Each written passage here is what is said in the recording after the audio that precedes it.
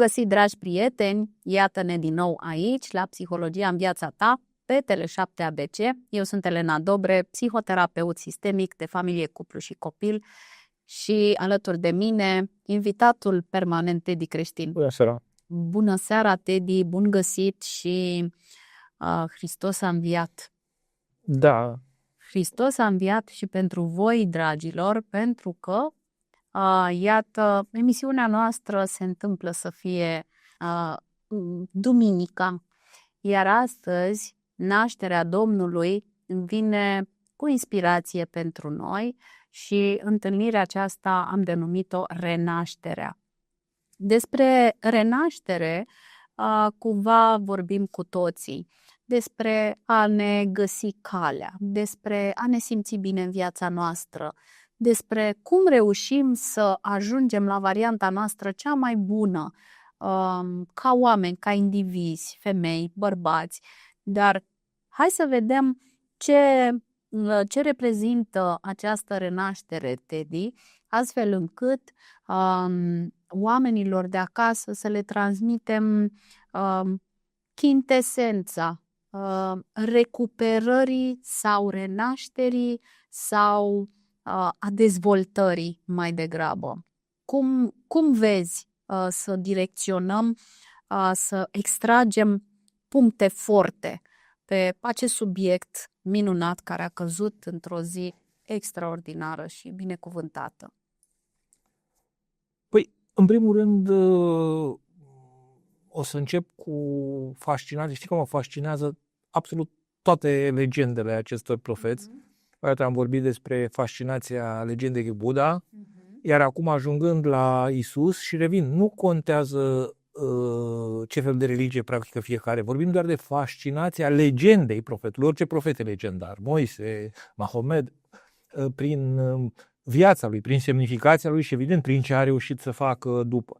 Deci partea aceasta este efectiv impresionantă, pentru că este indiferent dacă nu intrăm în controverse. Nu intrăm în controverse despre cine, ce a fost, ce a făcut, dar este singurul caz documentat în care cineva a reușit să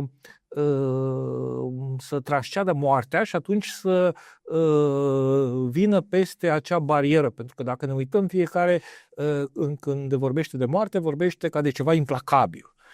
Sunt și vestitele, cum să spun, truisme, gen implacabile sunt impozitele, moartea, în sensul de a arăta că oamenii sunt convinși că asta este. Nimeni nu a reușit, nimeni nu s-a întors.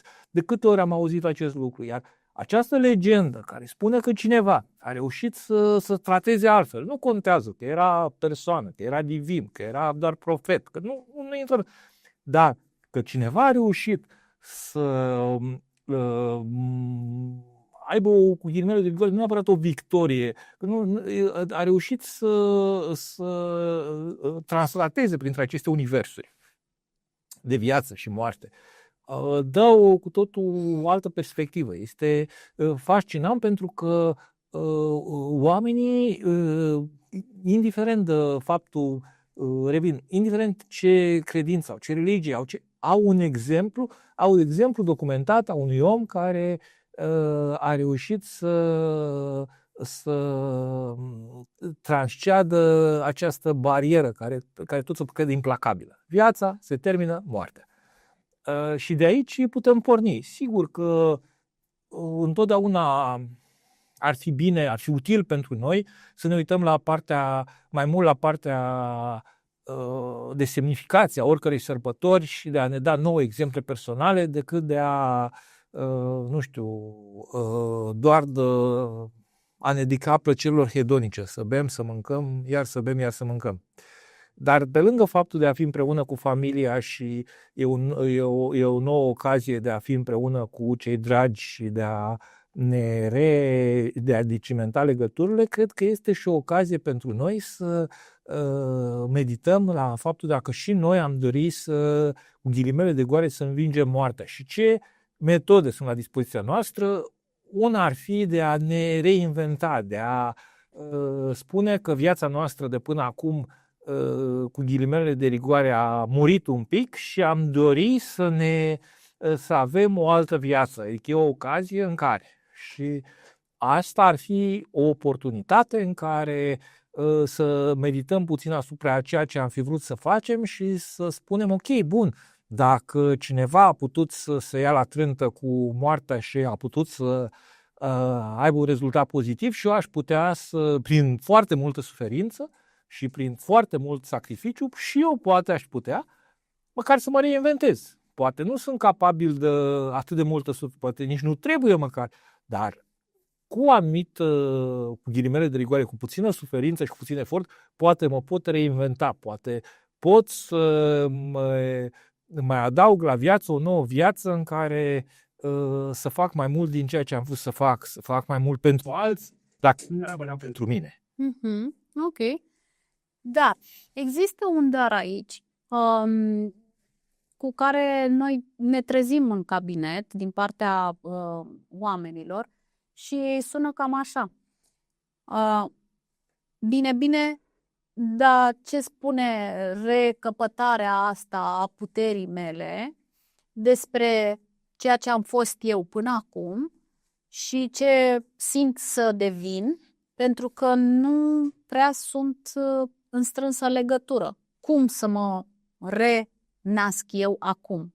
Că mie îmi place pictura, dar nu știe nimeni despre treaba asta. Și eu, care sunt un venerabil arhitect de mașini grele, ce treabă are asta? Ce ar spune oamenii despre mine? Da? Aici intervine ce în gândurile oamenilor care vor, de fapt, să se reconecteze cu ei, să se simtă bine în viața lor, pentru că ajung la un moment dat în care nu mai rezonează cu ceea ce fac, nu mai sunt mulțumiți de ceea ce ei sunt, ce îi face să schimbe macazul, da? Pentru că acele gânduri, ca ele să vină, acele gânduri de schimbare, de renaștere, de îmbunătățire, de șlefuire, de cum vrei tu să o spui, vin cu o foarte mare dificultate, doar după ce oamenii aceștia au un întreg proces de a se cunoaște pe sine. Cum reușesc oamenii aceștia să ajungă în acel proces? Să-și dorească? Pentru că ei îl vor lua pe nu mai îmi place viața mea în brațe și o vor ține o perioadă bună de timp pe asta. Da, astea sunt niște extreme. Cu cât observăm uneori, cu cât se agață mai mult de ideea nu-mi place viața mea, cu atât nu fac nimic pentru a ieși din ea. Dar o călătorie de 1.000.000 de pași începe cu primul pas. Și primul pas ar fi, eu nu aș văd pentru un om angrenat într-o viață modernă, nu aș vedea neapărat, foarte puțini oameni reușesc să spună gata, de mâine e 0-1. M-am îmbrăcat, am vândut tot ce am donat tot și merg la muntele Athos. Dau un exemplu. Deci e foarte greu de a face o transformare revoluționară, dar putem să luăm... Dar extremă poate fi, chiar și așa, să hotărască într-o direcție sănătoasă, da?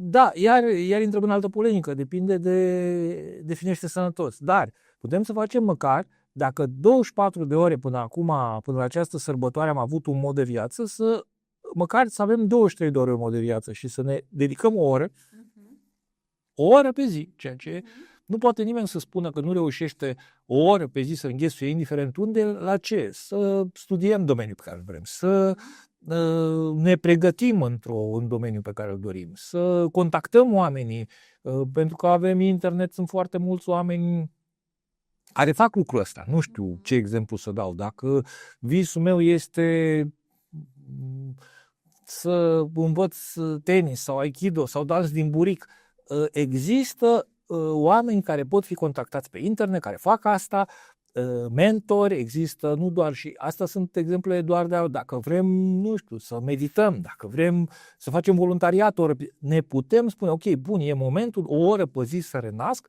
Și ceea ce vroiam eu de mult să fac, măcar o oră pe zi, pentru că nu știu unde te va duce această călătorie. S-ar putea călătoria de o oră pe zi să te ducă la 2 ore, la 5 ore, la 24 de ore, dar sigur e oarecum hazardat pentru cineva să spună de mâine voi schimba viața radical, punct.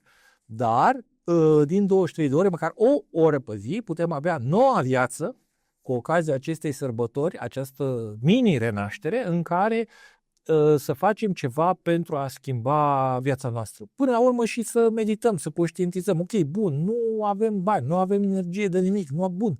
Atunci învață să meditezi și să stai într-o poziție de meditație și să reflectezi și să-ți eliberezi mintea dacă consideri că altceva pentru început nu ai putea să faci în acea oră. Dar este foarte clar că este Paștele, mai mult decât orice sărbătoare, este semnul unei schimbări.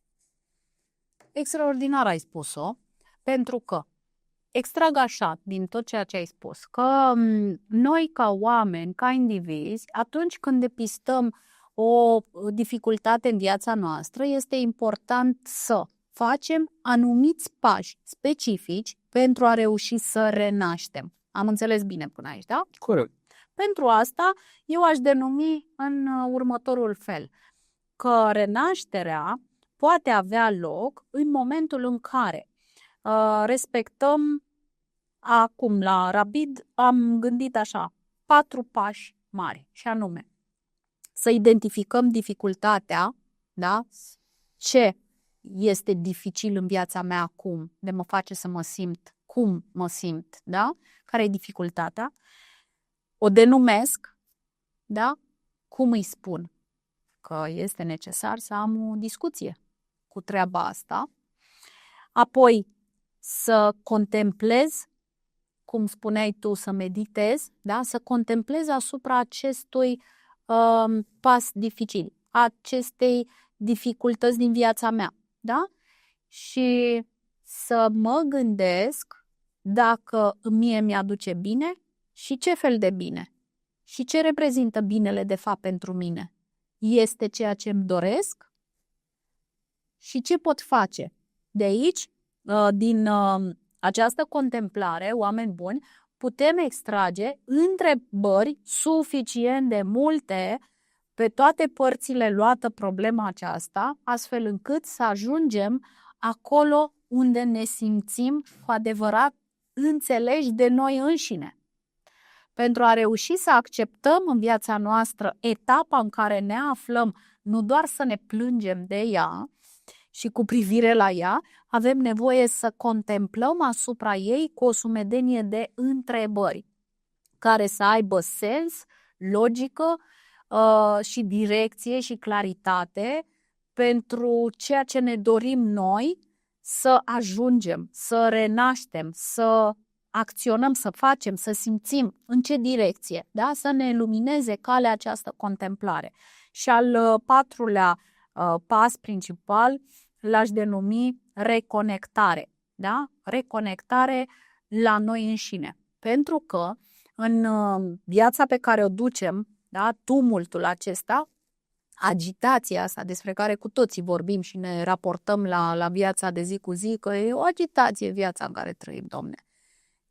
Și asta ne rupe de ceea ce suntem noi, da? La bază. Sufletele noastre sunt împachetate, puse într-un sertăraș și îl mai regăsim, mai facem cunoștință cu el, probabil seara când ajungem târziu acasă, ne facem un duș și când ne punem în pat, ok, și eu ce am făcut azi pentru mine? Și vin foarte multe replici, da? Atât în cabinete cât și în viața noastră cu prietenii, cunoștințele, cam aceleași discursuri avem cu toții. N-am făcut, muncesc de dimineață până seara, nu mă mai bucur de viață, parcă nu mă mai bucură nimic. Și eu ce am făcut cu viața mea azi? Și din ce în ce ne apropiem de noi înșine, da? Și reușim să ne reconectăm, dar după ce am trecut prin acea contemplare cu multe întrebări. Cum vezi acești pași despre care eu am vorbit și mai denumesc o dată? Identificarea dificultății, denumirea ei, a problemei, contemplarea cu sumedenia de întrebări și apoi reconectarea cu sufletul și mintea noastră. Da, sună foarte organizat, dar ultima, practic, partea de acțiune unde intră? La reconectare, la punctul 4? După Sau reconectare. după reconectare la punctul 5? Da, după reconectare, te las pe tine să vedem cum vede terapeutul adlerian. Da? Deci eu am dat primii 4 pași care să-l focuseze pe om, da? Pe el, pe viața lui. Și eu ce vreau să fac acum? Bine, nu-mi place ce am în spate, cum fac să accept că în spate am făcut fix ce am putut eu mai bine și ce idei am avut și cum am reușit. Acum, ce pot face? Eu o să, nu doar din partea adleriană, din orice parte de coaching, self-help, ce vrei, consider că sunt foarte buni primii 4 pași, dar cel mai important pas pentru mine este al 5-lea, cel numit acțiune. Bravo. Pentru că s-ar putea ca primii pași, noi avem tendința asta de a fi perfecționiști. Este normal, este o tendință foarte bună, este cultivată și de societatea noastră, să fii cel mai bun contabil, cel mai bun chirurg de facultăți, de specialități.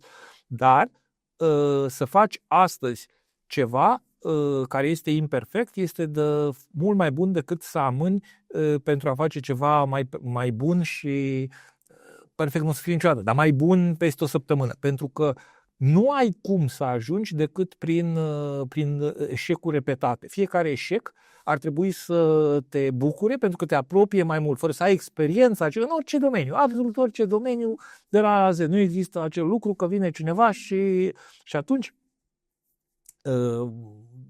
nu exagerez, dar orice eșec, dacă îl privești ca pe o lecție din care ai învățat, te apropie mai mult. Pentru că nu ai cum să treci marea aceea not fără să te uzi.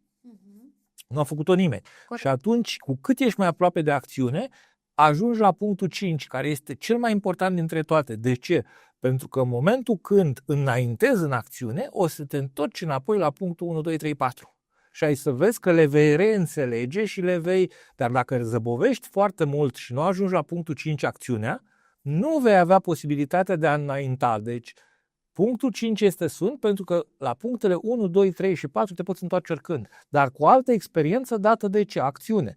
Este vestitul ciclu acțiune-reflexie din coaching, când acționezi, după aceea reflectezi ce a mers, ce am învățat, ce nu a mers, unde m-am împotmolit, dar nu ai cum să ieși din, cu ghilimele, intersecția unde ești blocat, fără a dai înainte, dai înapoi, mai greșești direcția, mai la dreapta, mai la stânga, mai nu iese, dar înveți în perseverență. Da. Prin perseverență. Și atunci cel mai important pentru mine ar fi punctul 5, care nu exclude faptul că te întorci frumos la punctul 1, 2, 3, dar având o altă înțelegere, o altă viziune, pe când cine stă foarte mult în punctele 1, 2, 3 și 4, e frumos să înțelegi și mai mult, dar tot nu pornești.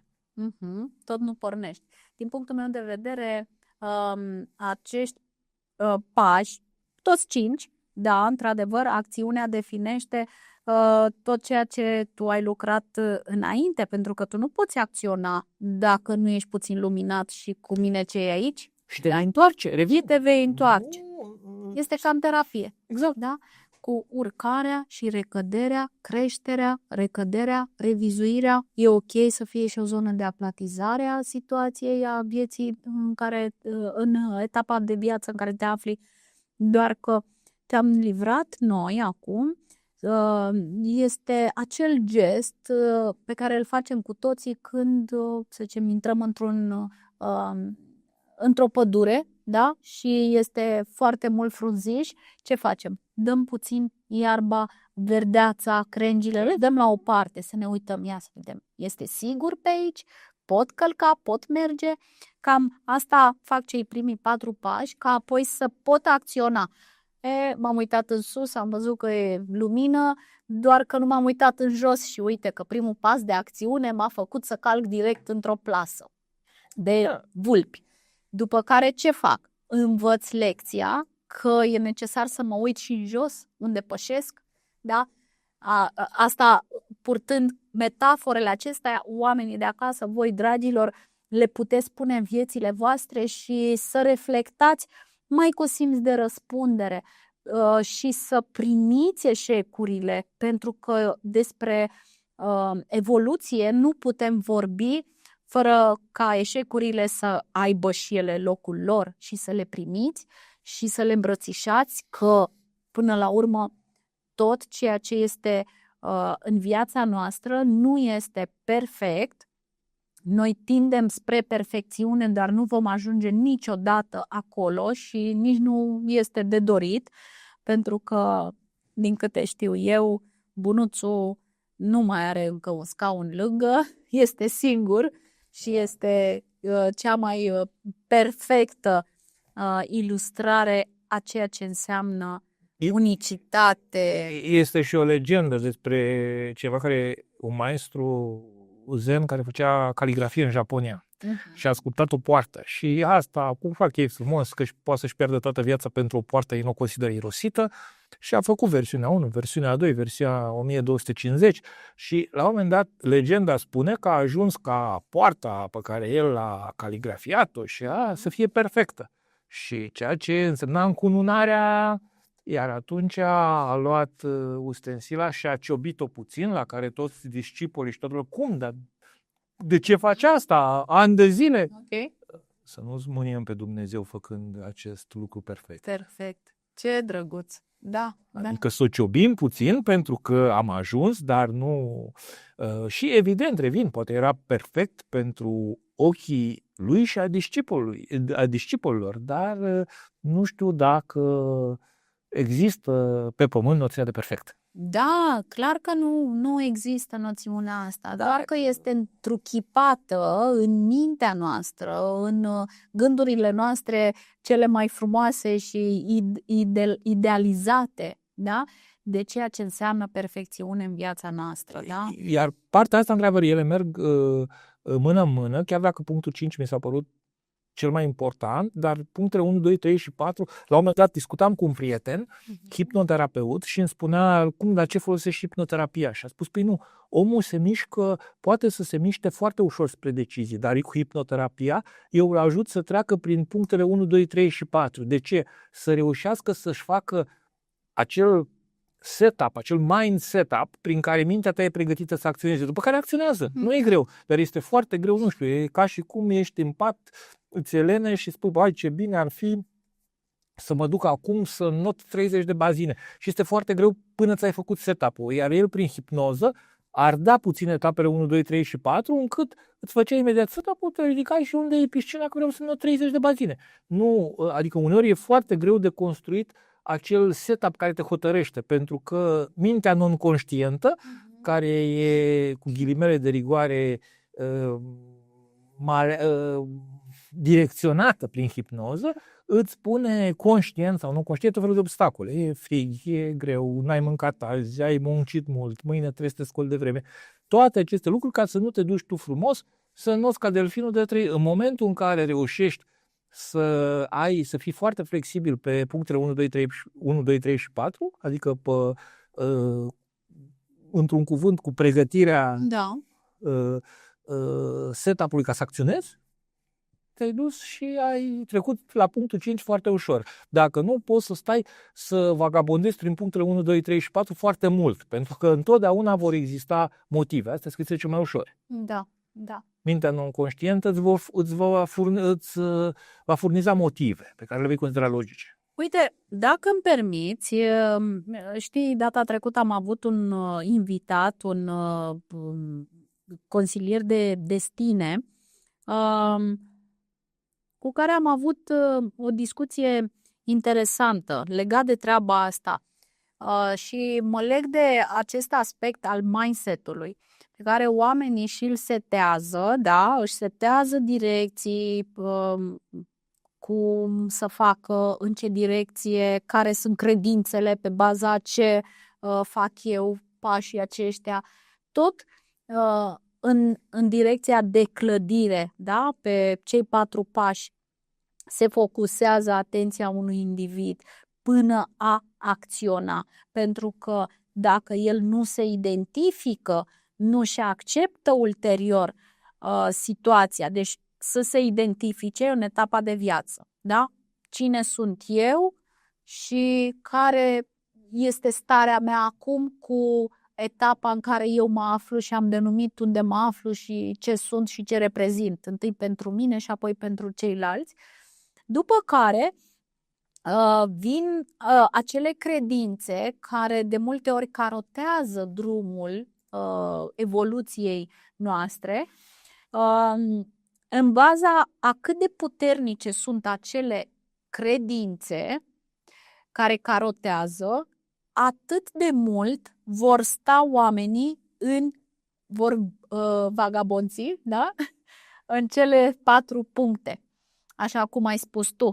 Pentru că dacă acele credințe nu sunt actualizate, updatate la stilul tău de viață de acum, la nivelul de trai pe care tu l-ai acum, la modul în care tu gândești acum ca adult, ca femeie, ca bărbat, tânăr, da? Și le preiei motamo acele credințe cu care ai fost crescut, nu faci altceva decât să stai foarte mult în acei 4 pași, este adevărat. Ulterior, când ți se clarifică, ți se luminează vederea în viața ta ca perspectivă, urmează să reușești să te întrebi: bine, îmi doresc asta și care să fie primul pas? Că eu vreau să acționez. În momentul în care îți vine în cap ideea asta și eu ce fac? Care e primul pas? Este clar că tu îți dorești să acționezi. Da? Întrebările acestea sunt foarte important de adresat, pentru că altfel nu putem ajunge la acea formă de contemplare, de discuție cu noi înșine. Pentru că așa suntem clădiți. Dacă nu reușim să ajungem în acea contemplare, vom reuși să perseverăm în a avea, în a ne polei, da? În a ne îmbrăca într-o imagine perfectă, da? Despre care noi credem că este perfectă, deși nu-ți dorește asta, dar să dai cel mai bine în baza credințelor cu care tu ai fost crescut, să dai bine în societate, să fii om bun în societate, să fii altruist, să fii empatic, să fii un bun angajat sau angajator, da, depinde de situație. Și apoi când ajungi tu cu tine, simți acel gol, atunci n-ai avut discuția cu tine și tu doar ai alergat după acea imagine, da? Care ți-a fost transmisă încă din copilărie, cum să fii în lume, da? Și atunci din nou se întâmplă o discrepanță între plângere, da? În identificarea acelei probleme, dificultăți prin care trec oamenii și acțiune.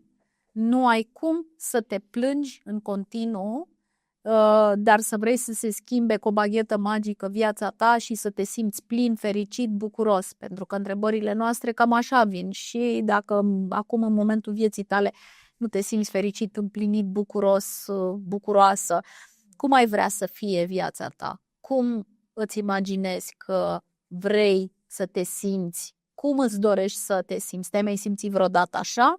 Da, când aveam nu știu ce vârstă, că era totul roz și frumos și atât de ușor și viața nu era o corvoadă. Și în timp ce te-a făcut să simți că viața este o corvoadă? Păi uite, am întâmpinat dificultățile alea.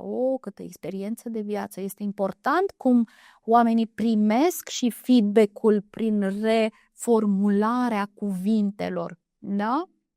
De aceea, oameni buni, noi vă îndrumăm de fiecare dată să contactați un specialist.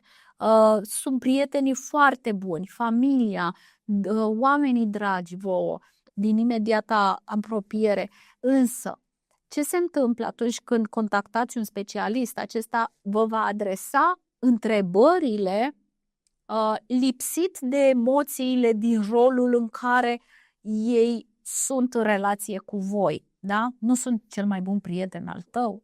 Sau măcar acum, pentru că există foarte multă informație pe net și lucrurile sunt, cum să spun, mult mai deschise decât înainte, încercați măcar să contactați sau să urmăriți, dacă nu reușiți să contactați direct, mentori. Pentru că este foarte simplu. Fiecare în viață, bun, să spunem aparent, își dorește ceva. Nu știu, să conducă o mașină foarte bine, să danseze foarte bine. Evident ce își doresc tot să facă bani, să fie foarte sănătoși. Și atunci îți prioritizezi, ei primul. Ce arde la tine cel mai mult? Da. Că nu poți să ardă toate la fel. Păi arde la mine X. Bun. Care sunt oamenii care au reușit, pe care îi admir pentru că au reușit să... Păi, uite, am exemplu, ăla, păi după ei, în primul rând urmărește ce au publicat, urmărește ce au spus, uneori s-ar putea să ai surprize, chiar să poți intra în direct în contact cu ei, că nu sunt atât de inaccesibili pe cât par la prima vedere. Dar să presupunem că e mai greu de el, dar în prima fază, pentru că de unde ai vrea tu să înveți, dacă pe tine tu dorești să ai o grădină frumoasă, dar n-ai să înveți de la părinți care n-au avut grădină că au stat la bloc, dau un exemplu, sau de la vecinul care are o grădină urâtă. Dorești să înveți de la un om de succes în domeniu. Dacă vrei să îți începi o afacere, o brutărie, nu ai să înveți de la cineva care are o afacere de reparat calculatoare. Că știu eu cam cum merge cu brutăria. Nu, du-te la cel mai bun brutar din România, stai lângă el, vezi ce se întâmplă, vezi ce publică, vezi rețete, vezi marketing, vezi, pentru că tu vrei să devii ca el, nu? Corect. Sau vrei să înveți să joci tenis. Păi, n-ai să te duci la cineva care nu știe să joace tenis, dar îți spune așa din... Și atunci, mentoratul este iar o parte foarte importantă. Du-te la cei pe care îi admiri, care au reușit în acel domeniu și vezi cum au făcut ei. Ce se întâmplă. De fapt, tu spui, Teddy, ca oamenii să urmărească oameni care au mai făcut treaba asta, dorită de ei, să practice și ei, astfel încât să intre în acea energie, cumva, să prindă energia, să prindă cum să învețe calificări noi, să împărtășească, pentru că orice om normal care a reușit într-un domeniu să-ți vorbească foarte mult de eșecuri, pentru că vin din eșecuri înveți cel mai mult. Nu din... Și atunci o să le vezi ca fiind normale, pentru că eșecurile s-ar putea să te descurajeze. Păi la vârsta mea, păi la banii mei, păi la timpul meu pe care nu l-am. Păi, ok, bun, toată lumea a avut probleme și atunci lucrurile acestea îți dau o empatie, în sensul în care și el îți spune, da, tu mă vezi pe mine că sunt cel mai mare brutar, dar 15 ani mi-a luat cu rețete de pâine, cu afaceri, cu controale, până am reușit să pun pe picioare acea brutărie pe care tu acum o vezi ca fiind cea mai de succes brutărie din România. Păi da, dar nu am început-o și imediat și... Da, cum spunea și la un moment dat și Pescobar, că lumea se uită la afacerile lui înfloritoare, dar nimeni nu înțelege că înainte a avut business-uri, a avut eșecuri, a găsit partea asta care i-a și plăcut. Adică e o căutare, lumea se uită doar la sfârșit. A reușit, uite ce mașină are. Nu, reformulăm. Hai să vedem de unde a pornit acel om. Câtă muncă, cât efort. Cu asta ne confruntăm noi, nu la sfârșit cu ce mașină să aleg, că am succes. Oare ce mașină îmi voi alege când am succes? Nu pe care e problema. Da. Și un alt lucru foarte important pe parcursul acestor 5 etape ar fi să vizualizăm în momentele de descurajare sau de răscruce motivația de la ce am pornit, ce ne-a îndemnat acolo. Pentru că poate ne vom confrunta cu niște probleme foarte mari, poate ne vom fi descurajați, poate vom dori să abandonăm și atunci motorul a tot ceea ce s-a întâmplat este în motivație. Pentru că, de exemplu, urmăream o emisiune, Viața la 300 kg, și spuneau ceva foarte dureros și foarte adevărat. Că din cei care ajung să aibă greutatea aceea de 300 kg, chiar și cu o operație de micșorare de stomac, care e aproape la toate cazurile, sau cum? Care se face la toate cazurile, pentru că dacă ai ajuns la greutatea aceea e foarte greu să îți revii, dar aia nu este o condiție, pentru că dacă nu ți-ai reușit să-ți modifici mintea, degeaba îți micșorezi stomacul, degeaba... Iar, din nefericire, statisticile arată că 10% reușesc să facă progrese, 5% ajung la talia aceea frumoasă. Deci, practic, unul din 10 oameni reușește, odată ajuns la 300 de kilograme, cu toată puterea medicinei americane și cu toată, să iasă din acea mlaștină. Din nefericire, 9 din 10, dacă ajung la nivelul acela de dependență, nu reușesc să iasă și vor avea o moarte rapid, adică în câțiva ani, în condițiile în care acei ani vor fi petrecuți prin spitale, cu complicațiile unui corp de 300 de kilograme. Și din nefericire e o realitate când și doar 10% reușesc să se stragă și printr-un efort de voință și atunci medicii care țineau acel show, nu mai amintesc numele medicului, dar el încearcă să-i selecteze ca să-și ofere resursele unor oameni care încearcă el are impresia că reușesc și atunci îi selectează și încearcă să le dea tot suportul, pentru că asta este nefericire. Nu spun că există o sentință implacabilă, dar statistic 1 din 10 doar reușește. Și atunci este foarte greu odată ajuns acolo, îți trebuie tot timpul să-ți biciuiești. Cei care au reușit să iasă au fost prin biciuirea constantă a motivației, în momentele acelea când vreau să mănânce, când intrau în sevraj, pentru că este ca un drog, ca o dependență de droguri, de alcool, de orice dependența de mâncare. Da. Corect. Și atunci reușeau să se biciuiască cu motivația și să-și amintească de ce, pentru că vreau să joace cu copiii, pentru că doreau să mai reasă la întâlniri și aminteau de cum erau ei sau ele înainte de... Adică era foarte important ca tot timpul, pentru că momentele grele sunt multe.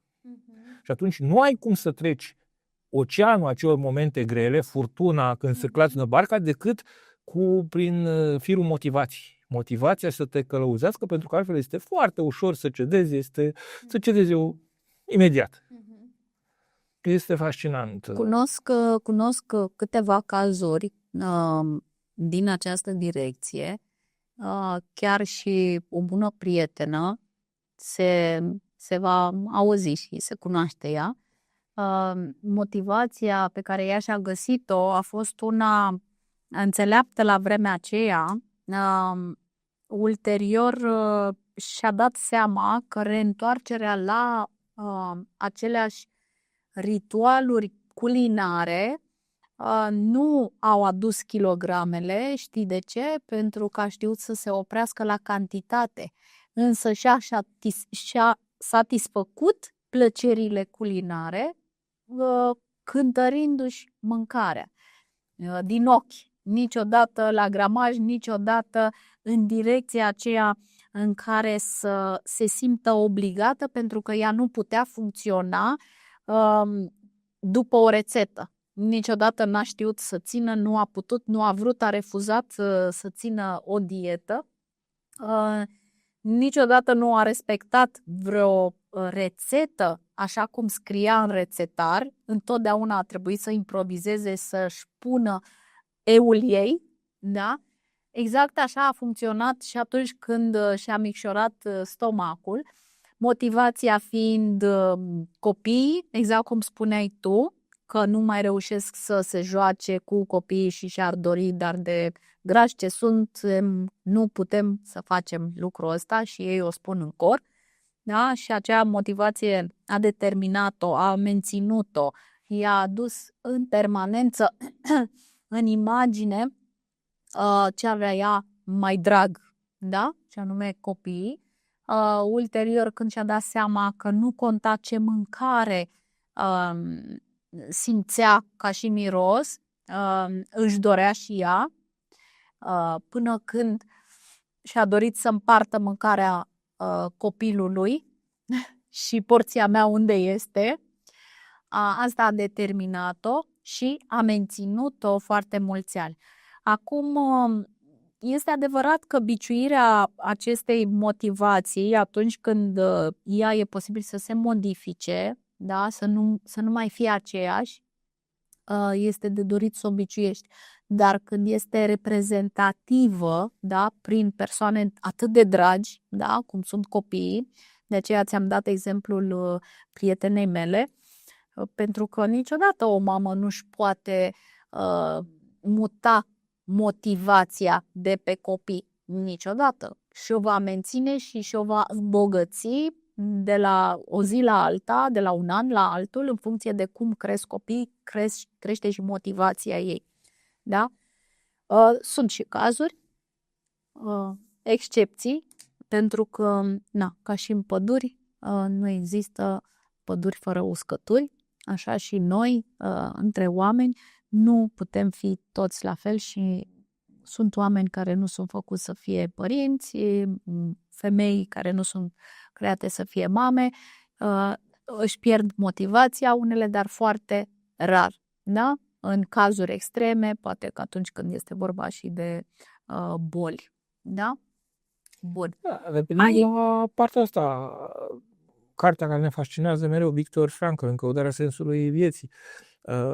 E foarte clar, adică nu trebuie, e un lucru atât de natural când el a spus, când a trecut prin experiența lagărurilor de concentrare atât de groaznică, că cei care aveau o motivație, un sens de a ieși pentru ca să ce? Nu contează ce, să-și revadă familia, să povestească, să se răzbune, să plece în America. Nu știu, fiecare visul ăla îl ținea în viață, pentru că supraviețuirea a avut o componentă foarte mare psihologică, pentru că foarte mulți oameni s-au sinucis, nu neapărat că au fost omos, sau și sinucis, sau așa, au cedat, pentru că vreau deja să fiu morți. Pentru că dacă nu aveai un vis pentru care să trăiești, care să nu fii singur, că un om nu este singur cât timp are visul lui, sensul lui, iar în schimbare, da, este bine. Nu e aceeași groaznică experiență, dar acea motivație, acel sens, acel vis te ține, e prietenul tău imaginar care te ajută în momentul când o să fie greu, pentru că evident că o să fie greu, indiferent de ce vrei să faci. Și cu cât vrei să faci ceva mai sus, dacă ștacheta e mai jos, în sensul că, nu știu, vreau să învăț să joc basket pentru că mi-a venit mie așa la vârsta asta, că n-am învățat când eram tânăr. Bun, dar cu cât vrei să te duci mai sus, nu știu, să mergi în campionatul liceelor, în campionatul orașului, cu cât vrei, ai nevoie de acel prieten imaginar, dar de nădejde, care este sensul vieții și care îți dă motivația. Motivația, cea de toate zilele, pentru a ajunge la renaștere, așa cum am început emisiunea, să o și încheiem în același ton, iar noi să le retransmitem oamenilor că cât de important este în viața noastră să identificăm calea, să o simțim, să o trăim și să acționăm fix așa cum ne dictează mintea și sufletul nostru, în funcție de noi, nu în funcție de ceilalți. De ce spun credințele noastre din trecut, din copilărie, ci mai degrabă actualizate, da? Bine aranjate și integrate în viața pe care o ducem acum și tot ce este de actualitate.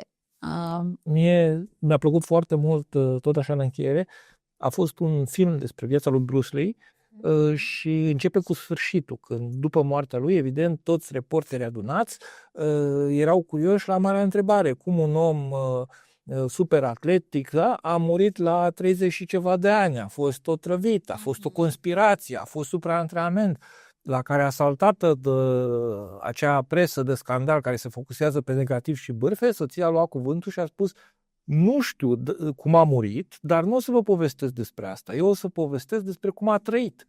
Și a început, adevărata legendă, adevărata autodepășire, adevărata renaștere a fost viața lui. Cum a murit?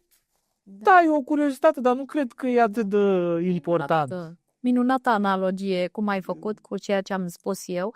Da, pentru că este important ca noi să fim în contact cu noi înșine și cu simțirea noastră în permanență. Niciodată să nu facem pași în funcție de ce este în exterior și ce credem că ar da bine sau că ar fi. Și cum spuneau exact, erau anumiți psihologi care spuneau: gândește-te, dacă te ajută foarte mult, vizualizează faptul că ai murit și în momentul când, Doamne ferește, ai murit, nu contează că urmașii tăi ți-au făcut o piatră mare, o piatră mică, 5 monumente, o mormântare mare, o mormântare mică, au vorbit mai mulți oameni. viața pe care ai trăit-o, episoadele, tot ce ai făcut, te-au satisfăcut, ai lăsat în urmă tot ce ai vrut sau nu ai avut. Pentru că la sfârșit nu va conta faptul că vei avea cea mai mare piatră de marmură din tot cimitirul. Cât de frumos ai spus-o, pentru că fix asta a spus și Domnul nostru Iisus: iartă-i, Doamne, că nu știu ce fac. El deja știa, da? Prin bunătatea lui, știa că ei nu fac și el va reveni și tot cu bunătate va reveni asupra noastră. Da? Fix asta s-a întâmplat, iar astăzi suntem fix în ziua în care Iisus a înviat, a reînviat. El este în noi în permanență, doar dacă noi accesăm partea aceea de conectare cu noi și de conștientizare a ceea ce simțim și facem și pentru cine sau pentru ce facem, da? Și apoi să ne dăm seama prin răspunsurile pe care le obținem cu adevărat care ne sunt motivele, unde ne regăsim motivația și așa mai departe. Tot ce am discutat noi astăzi aici la Psihologia în viața ta. Îți mulțumesc, Teddy, pentru discuția asta minunată. Nu face decât să aducă un plus, atât pentru noi, în primul rând, da? Pentru că ne face plăcere să avem astfel de întâlniri, da? Cum le numim noi, nu emisiuni, episoade, podcasturi, denumirea asta. Da, cred că denumirea e ultima problemă. Da. În momentul în care ne întâlnim să transmitem cu toată dragostea către oameni ce avem noi mai bun de dăruit, iar cine poate primi să primească și să fie de folos. Cu această remarcă despre Domnul Iisus, cum El a reînviat, cu iartă-i, Doamne, că ei nu știu ce fac, închei și eu emisiunea de astăzi și vă spun ca niciodată să nu fiți cruzi cu voi și să fiți blânzi cu sufletele voastre, iar în maniera aceasta să vă tratați și aproapele. Vă îmbrățișez cu toată inima. Ne vedem săptămâna viitoare cu o nouă temă, o nouă dezbatere, o nouă discuție, ca între prieteni, aici la Psihologia în viața ta, pe Tele7 ABC, în fiecare duminică de la ora 18. Te îmbrățișez, să fii bine cu tine!